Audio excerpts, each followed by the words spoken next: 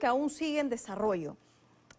No solo porque ya esta audiencia lleva más de 10 horas, durante los últimos 3 meses, el juez Richard Concepción Carhuancho viene analizando el pedido de prisión preventiva contra el hermano de la presidenta Dina Boluarte. Estamos hablando del señor Nicanor Boluarte, que a esta hora no sabemos dónde está, porque no se presentó en la audiencia más temprano. Su abogado dijo no saber cuál era el paradero del señor Boluarte. Escuchemos. El diputado Boluarte Segarra, especialista, no está conectado, señor magistrado. Doctor Vivanco, para que me informe, ¿se va a conectar su patrocinado?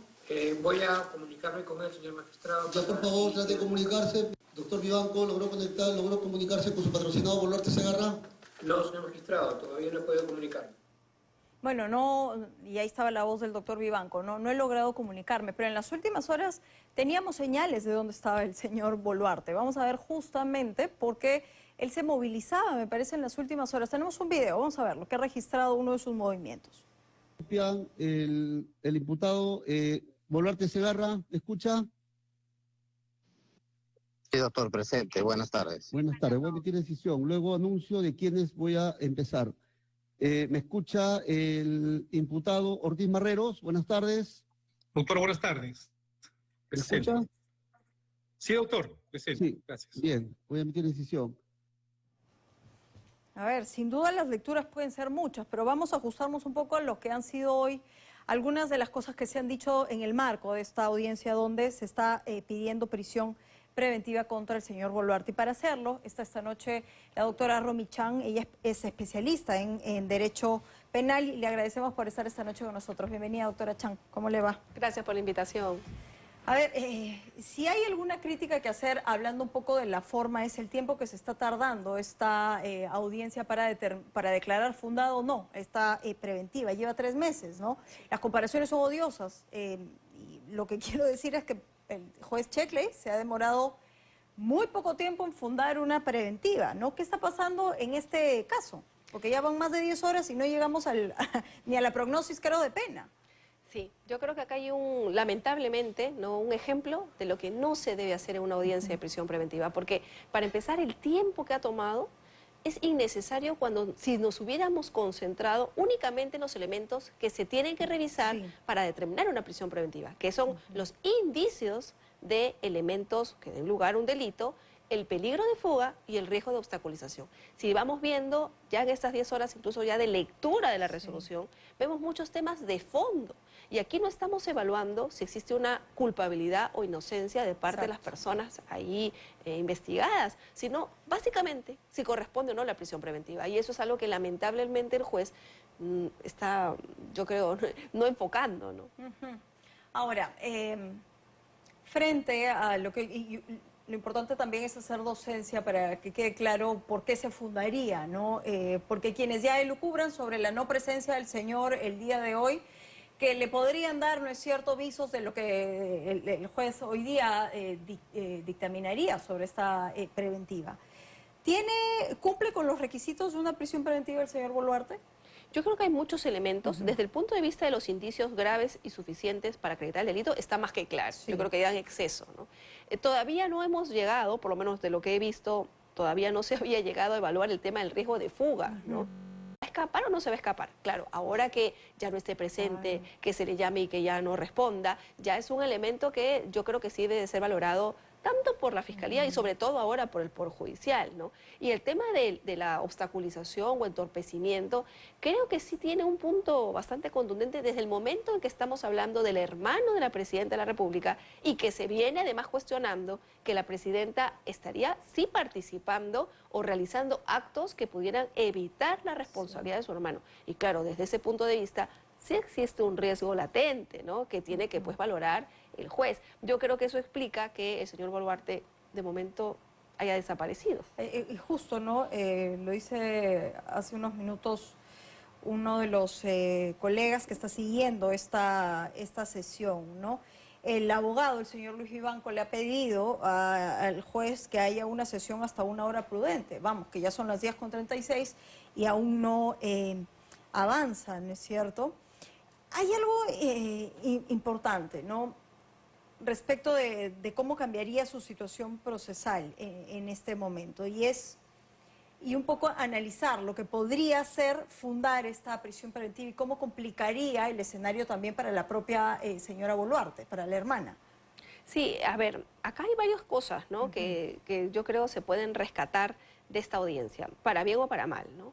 Si hay una complicación definitivamente para la señora Boluarte, uno porque son hermanos, dos porque ella tiene imputaciones respecto a que lo habría estado protegiendo, y ojo, no es la única, también tenemos el tema del cofre, que como todos ya sabemos vincula al señor Cerrón, ¿no? Pero además también por la forma o lo que se ha determinado en la audiencia sobre el delito de organización criminal. O sea, básicamente lo que ha hecho el juez es inaplicar la norma de organización criminal porque está en desacuerdo con lo que ha dado el Congreso. Yo coincido con él plenamente. La norma del Congreso es muy mala para la lucha contra la delincuencia organizada. Pero la pregunta es, ¿un juez puede llegar a hacer eso?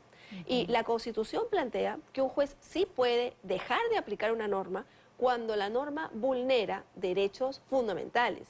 Por ejemplo, vulnera el derecho a la libertad, el derecho a la libertad sexual, pero en favor del investigado. Aquí lo que ha hecho el juez es algo opuesto. Lo que ha dicho es, yo no la aplico porque la norma es mala, porque no me permite sancionar adecuadamente a los investigados, o sea, en contra de los investigados. Y claro, eso es algo que la Constitución no prevé y que yo creo que va por fuera de la figura que se llama control difuso y que le permite a los jueces inaplicar. Es más, el doctor San Martín, en la Corte Suprema, caso Orellana, la hermana del señor Orellana, ya dijo también lo mismo, que está en desacuerdo con la norma, pero la ha aplicado. Entonces, esta forma de resolver del juez, si bien podría comprometer más, y de hecho dificulta y facilita esos 36 meses de prisión preventiva para el señor Boluarte, creo que no va a tener mucho éxito a futuro, porque lamentablemente dudo mucho que sea aceptado por la segunda instancia. Justo eso iba a preguntar, adelantándonos un poco, ¿no? ¿Qué posibilidades tendrían de revocar esta decisión? Si, dado que él ha inaplicado esta norma y si él da un plazo de 36 meses al amparo de que estamos frente a un delito de organización criminal que permite ese plazo, yo creo que las posibilidades de que la segunda instancia las revoque son muchísimas. Sí, justo hace unos días, la defensa del señor Boluarte ha presentado un habeas corpus para que el juez Concepción Carhuancho sea apartado, ¿no?, del caso Los Huayquis en la Sombra. Dice él, refiere el documento por falta de objetividad. ¿No es cierto?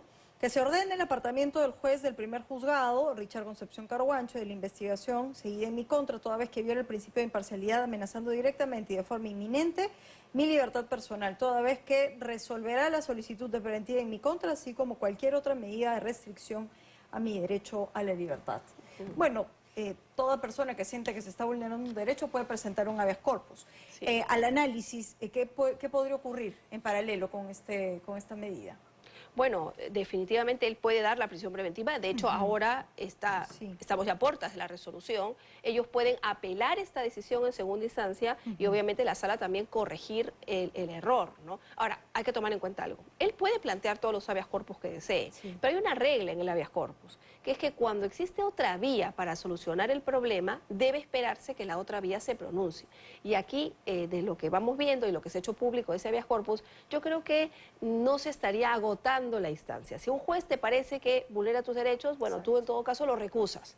Tú en todo caso pides su apartamiento en el marco del proceso. Aquí se está tomando la vía constitucional, o sea, está saliéndose del camino para intentar de otra manera conseguir el objetivo, ¿no? Yo creo que eso difícilmente va a prosperar porque se tiene que cumplir igual esta regla de agotar las vías previas que el mismo proceso otorga, pero de todas maneras yo creo que no va a prosperar o no va a durar mucho tiempo este mandato de prisión preventiva, porque incluso cumpliéndose los elementos de obstaculización y peligro de fuga, el problema pues es que se acepta evaluarla en torno al delito de organización criminal, que plantea justamente la posibilidad de los 36 meses. Exactamente, ¿no? Y sería una pena, ¿no? Porque estamos hablando de 3 meses, cuánto trabajo, cuántas horas invertidas para crónica de una muerte anunciada, para que la sala lo revoque. A ver, no estamos frente al primer caso, entre comillas, complejo que nos pueda dar elementos como los que vemos hoy. ¿Por qué tener este pasivo en la comisión de estos errores que nos cuestan finalmente tiempo? Es lo que no se entiende y creo que es lo que se reprocha mucho en general a todos los fiscales y jueces que se encuentran a cargo de estos casos, ¿no? Porque como bien lo indicabas al inicio, ¿no? El caso del juez Checle, el caso de Andrés Hurtado y la fiscal Peralta, ya tiene incluso pronunciamiento en segunda instancia respecto a algunos. La fiscal Peralta falta decidir por esta división que ha habido. Pero caramba, ya estamos en la segunda instancia, ¿no? Y si no hubiera sido por esta división de posiciones, ya se habría resuelto. Aquí ni siquiera hemos terminado y este caso empezó antes. Entonces, ¿realmente sí se aplica la prisión preventiva? Yo creo que no, y el mensaje debe ser claro, ¿no? No es la manera de aplicar una prisión preventiva. No puede durar tanto tiempo. Tanto ha durado que hasta si el señor Boluarte pensaba escaparse, le ha dado 3 meses de plazo para planificarlo de la mejor manera. Bien, doctora Chan, agradecerle por haber estado esta noche con nosotros. La audiencia aún continúa, nosotros vamos a estar atentos a ver qué es lo que pasa en los próximos, no sabemos si minutos o horas, pero aquí atentos. Gracias por haber estado con nosotros. Tenemos que hacer